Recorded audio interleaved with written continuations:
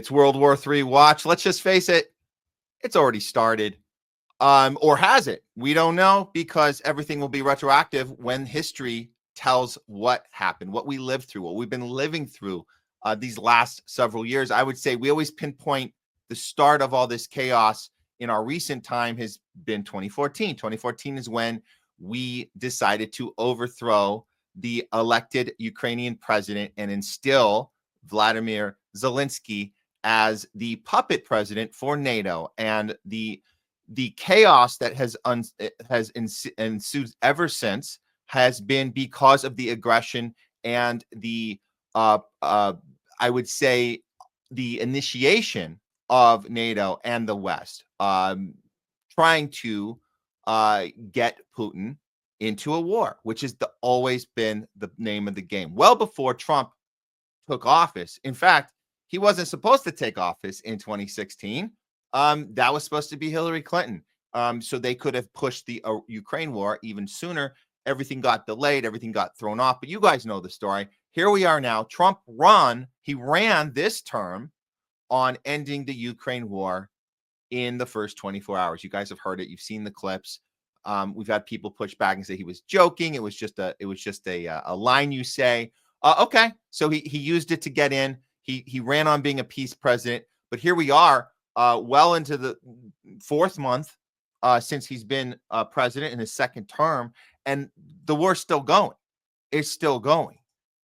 We had this. I'm going to get to the phone call because we might have changed. Things might have changed now with the phone call. But this is leading into the phone call. We were in a stalemate. I just want to be very clear. We were in a stalemate with Putin. There was no deal. We were kind of caught in this. Nothing is happening. There is no compromise.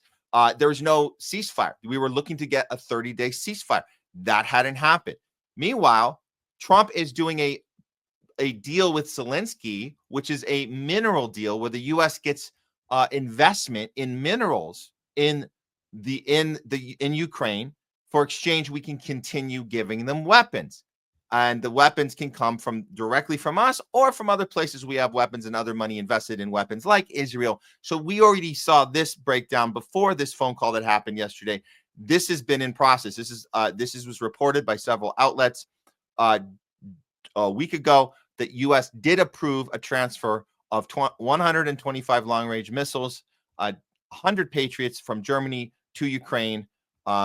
The New York Times reported, and this also includes weapons from Israel. Looking through the story, the American-made weapons cannot be exported even by a country that owns them without approval from the U.S. government. So we're giving the approval. We gave it on May 9th to allow Germany to transfer these weapons.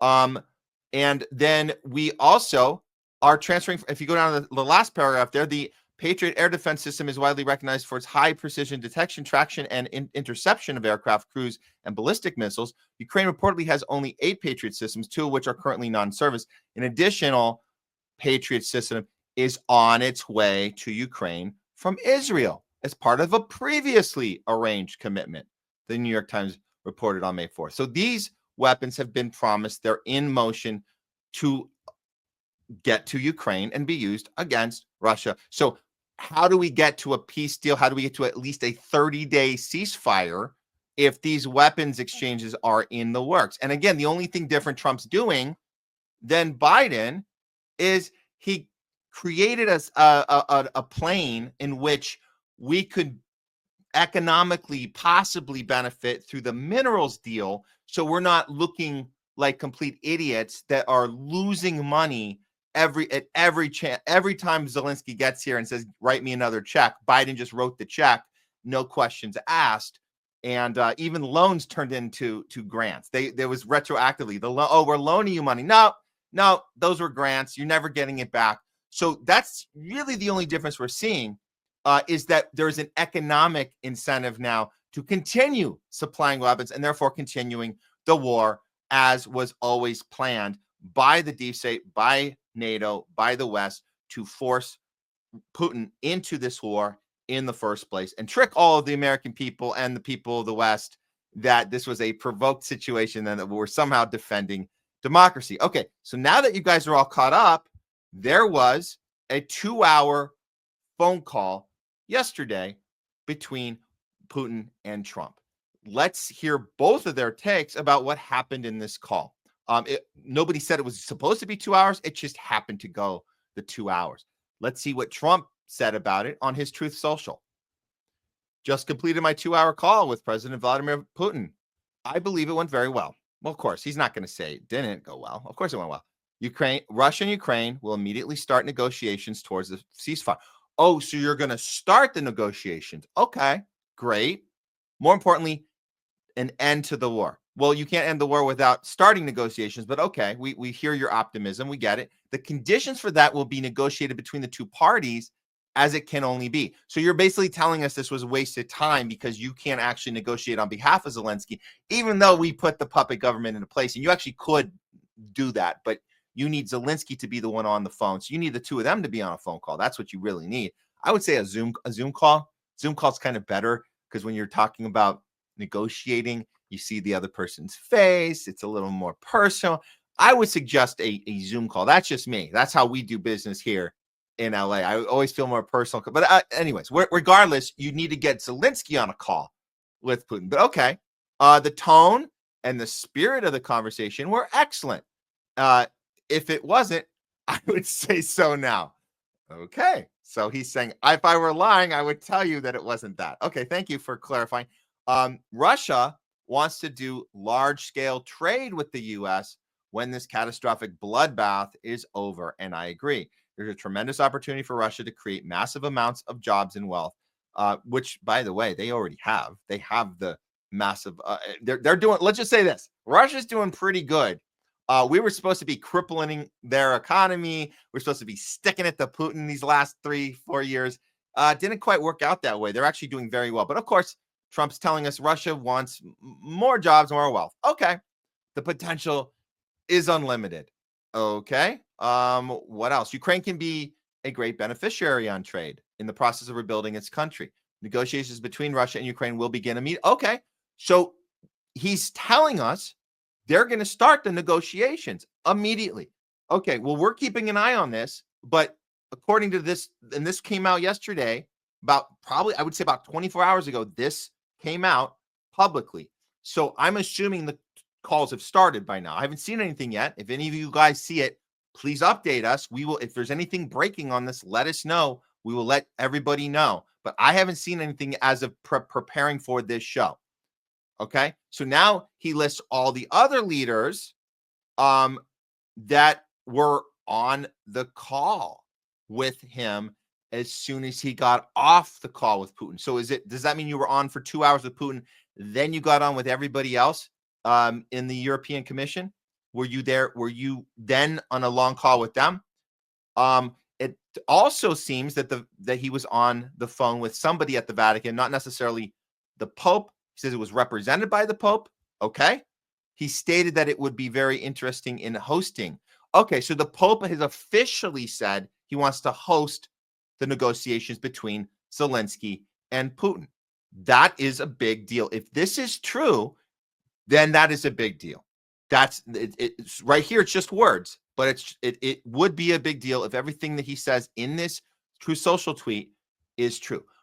Why don't we check on Putin and how he has responded to the same phone call? Here's Putin. I will narrate along with the translation, the English translation of Putin's depiction of what he experienced on his end of the phone call. Here we go. Good evening. My colleagues asked me to say a few words about the results of our telephone conversation with the president of the U.S. Indeed, this conversation took place and lasted more than 2 hours. Okay, that checks off.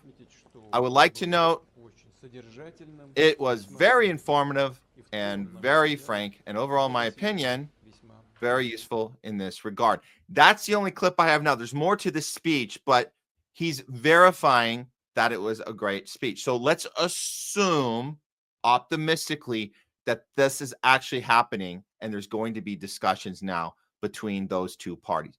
Great. I will tell you guys this, and this is the conversation we had, because when the 2-hour phone call broke, we were doing a Truthwire show with Fiorella Isabel and Craig Pasta on the Truthwire show. You guys got to check out Truthwire. It's an awesome show. The geopolitical analysis is top notch. We hope we try to get our level of that up to there. So if you guys want more informative discussion and commentary on geopolitical happenings, check out Truthwire with Isabel, Fiorella Isabel, who is on the ground in Moscow doing the show. And with Craig Pasta and myself, I come on there once in a while as a co-host. With that said, I'm going to go back to the weapons. This is the most important part.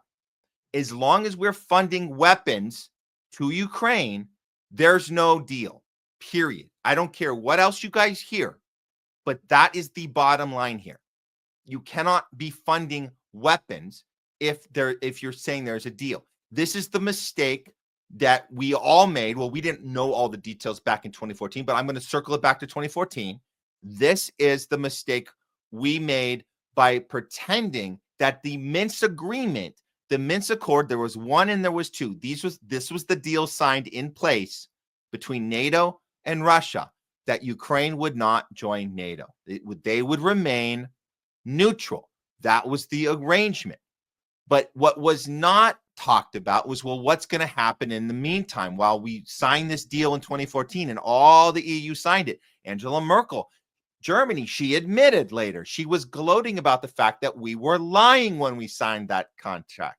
We were lying about NATO not recruiting Ukraine. And while we were in the process of putting that fake contract out, we were providing weapons to Ukraine. We were arming the Ukrainian government with the Azov battalion. We were getting this third party brigade to align their military with this faction, this neo-Nazi faction. We armed the entire thing. We sent them, we built up their military.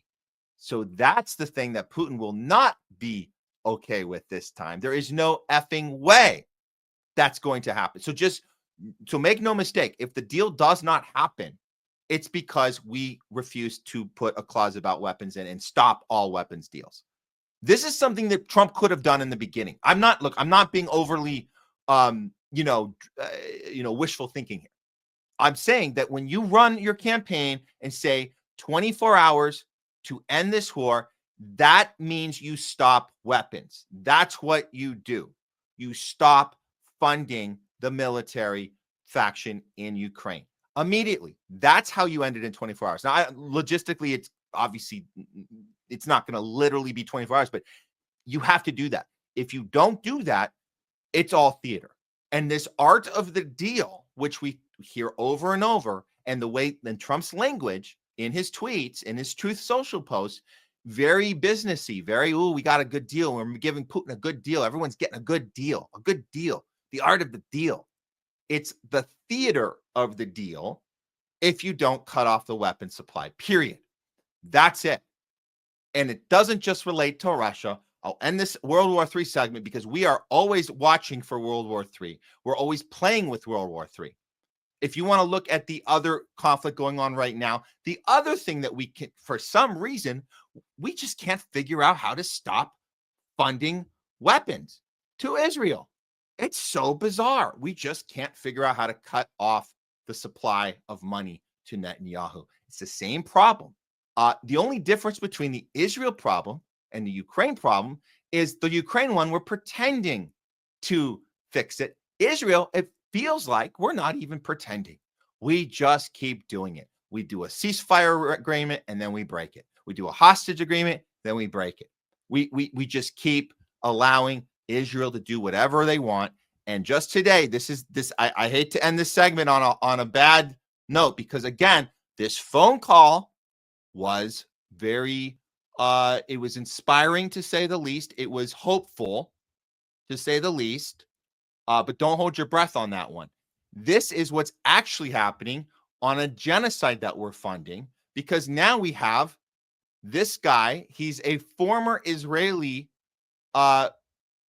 officer who goes on the Channel 14 in Israel to tell us what the plan has been with our money, what President Trump is allowing, the money being funded for this genocide. He's going to tell us what that money has always been for. Here we go.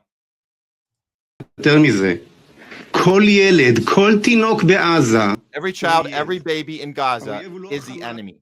The enemy is not Hamas. And if it's not Hamas's military wing, like our chief military prosecutor tells us, that we're not allowed to harm a Hamas member unless they're part of the military wing. Every child in Gaza is the enemy. We need to conquer Gaza and colonize it and not leave a single Gazan child there. There is no other victory. That is the message going out on Israeli TV right now. Again, you can't do that without weapons. You can't do that without a military budget. It comes from us. We continue to fund a genocide in Gaza. We continue to fund weapons to Ukraine. That's it.